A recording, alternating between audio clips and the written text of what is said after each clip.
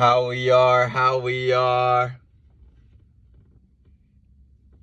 Back at it again with another episode, a YouTube video. It's your guy, Steven UKT80 here on a blissful Saturday afternoon.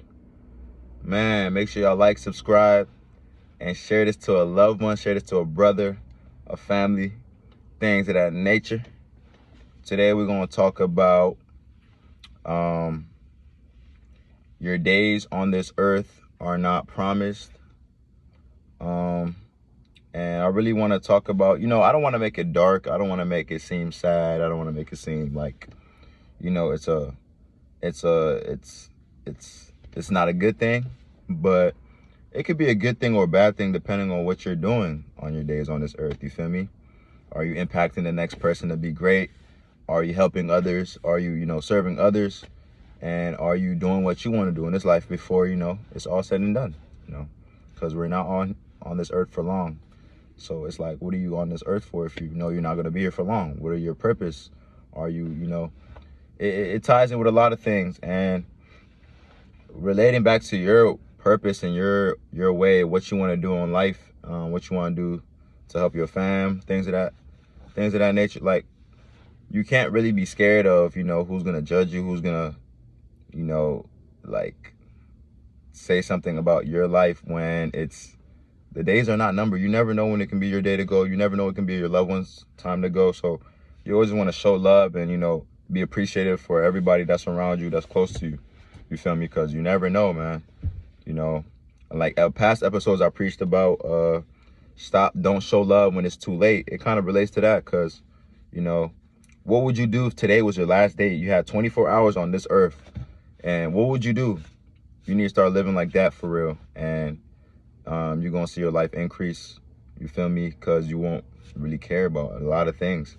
If your life were to, if somebody said you had 24 hours to live today, y'all probably be going to do some crazy stuff y'all never did before. Y'all probably try to climb the Eiffel Tower. You probably try to, jet ski. You probably try to, start that business that you always been wanting to start.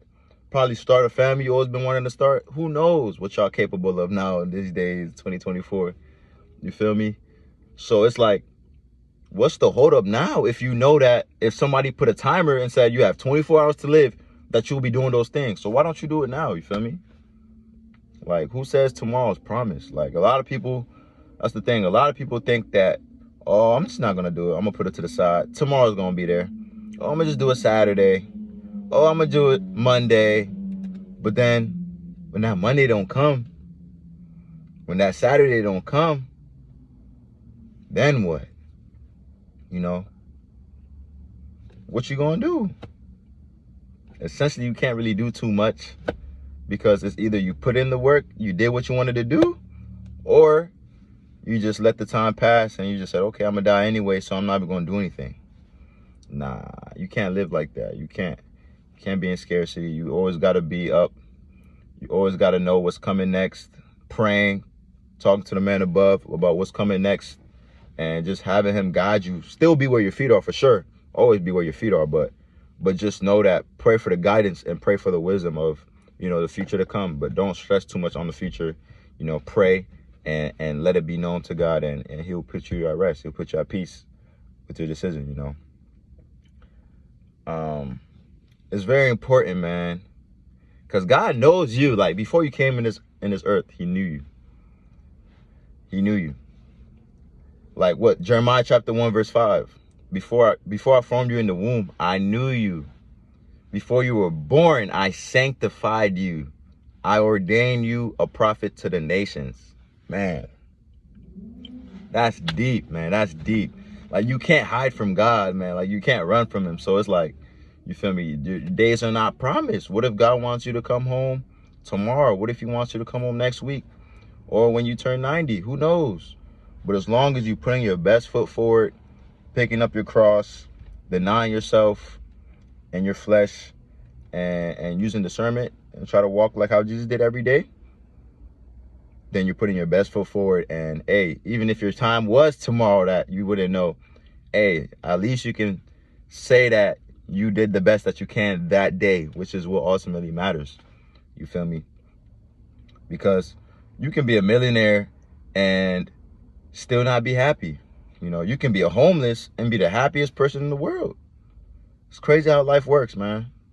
So when you see things from different aspects and you see life from different aspects like that, you won't really be too surprised about how things don't go your way. You won't really be stressing on certain things you don't need to stress about. And you'll just be living free. Of course, you got to read.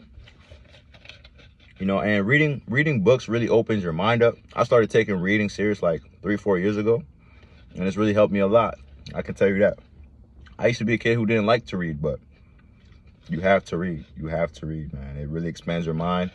It makes you look at life from different angles, and it makes opportunities come to you. And it's just so beneficial to read. It exercises the mind. It makes you, sometimes reading, the only downside of reading for me, my personal experience, is that like I have so much knowledge that I want to say something out at once, and sometimes I can, you know, go over my word and stuff like that because I'm so excited to let it out, you know.